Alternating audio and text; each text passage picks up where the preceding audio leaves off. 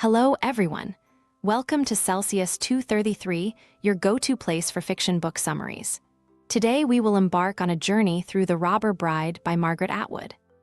The Robber Bride, a novel by Margaret Atwood published in 1993, explores themes of betrayal, identity, and the complexities of female relationships. Set in contemporary Toronto, it follows three women, Tony, Roz, and Charis, whose lives are upended by the enigmatic and destructive Zenia, a former friend who returns unexpectedly, defying her presumed death. The narrative blends psychological insight and suspense, examining the darker sides of human connections and power dynamics. Plot summary. On an unseasonably warm October day in 1990, Tony Fremont, a history professor fascinated by war and strategy, sits with her friends Roz Grunwald and Charis in a trendy Toronto cafe. Their conversation meanders between current events and their own lives until an impossible figure appears. Zenia, a woman they each believed was dead, a woman who had devastated them all.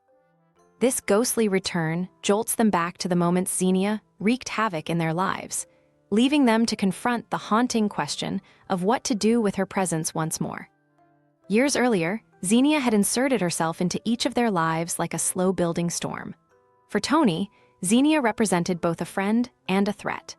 Tony's love of strategy and control, honed through her academic focus on the mechanics of war, was no match for Zenia's enigmatic allure. Zenia seduced Tony's husband, West, dismantling the fragile sense of security Tony had built for herself. Yet Zenia's betrayal was not rooted in love for West. It was an act of power, a demonstration of her ability to unravel Tony's tightly wound life. When Zenia vanished, Tony was left with the shards of her marriage, attempting to repair the damage in Zenia's wake. Roz's encounter with Zenia was just as devastating, but rooted in different vulnerabilities. As a larger-than-life businesswoman managing a thriving career and a tumultuous personal life, Roz seemed indomitable. But Zenia had a way of uncovering hidden wounds. She infiltrated Roz's family, seducing her unfaithful husband, Mitch. Zenia's manipulations extended beyond the affair. She exposed Roz's insecurities about her appearance and her worth, preying on the fractures in her carefully constructed confidence. When Mitch left, Roz was forced to rebuild, not just for herself, but for her children, reclaiming the parts of her identity Zenia had exploited. For Charis, the gentlest and most spiritual of the trio, Zenia's cruelty took a particularly insidious form. Charis, once Karen, had changed her name and her life to escape a harrowing past.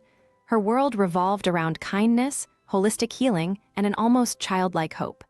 Zenia shattered this fragile sanctuary, seducing Billy, the love of Charis's life, and vanishing with him.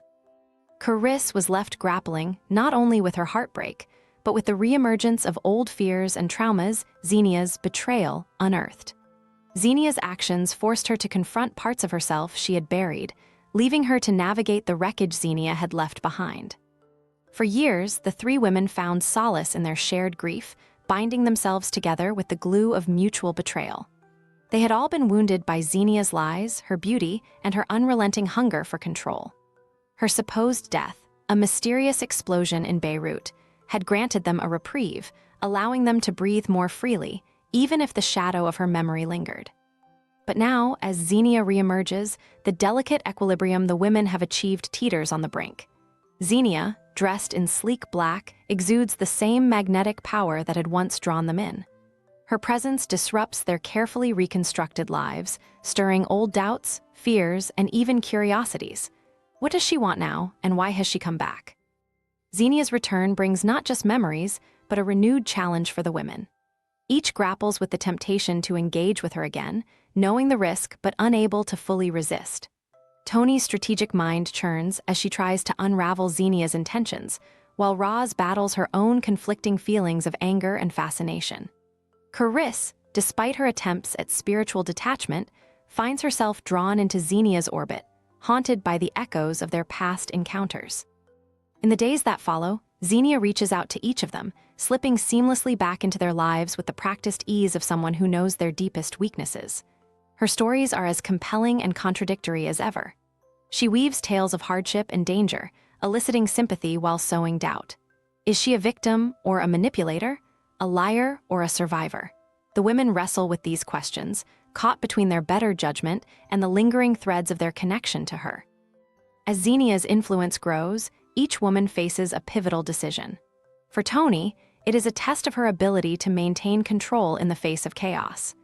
Roz confronts the lingering insecurities Zenia once exploited, discovering new reservoirs of strength and self-respect.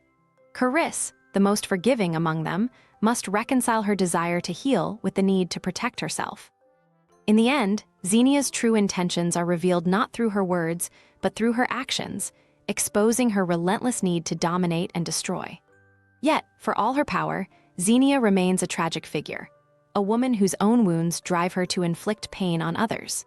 Her presence serves as a catalyst for Tony, Roz, and Charis, forcing them to confront not only their history with her, but their own inner struggles. Zenia's departure, as abrupt as her arrival, leaves a lingering sense of unease. The women, though scarred, emerge stronger, their bond deepened by the trials they have endured.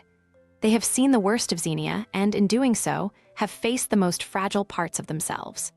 Though Zenia may never fully relinquish her hold on their memories, her grip on their lives is finally broken. The cafe is quiet once more, and the women sit together, the air heavy with unspoken thoughts. The world outside continues its chaotic march, but within the small circle of their friendship, a fragile peace has been restored. That's a wrap, but the journey doesn't end. Explore more books by Margaret Atwood. You'll find the details in the description or on Celsius 233. Remember, while our summaries capture the essence, they can never replace the full experience of reading the book. If this summary intrigued you, consider diving into the complete story, buy the book, and immerse yourself in Margaret Atwood's original work. Bye-bye, take care, have fun.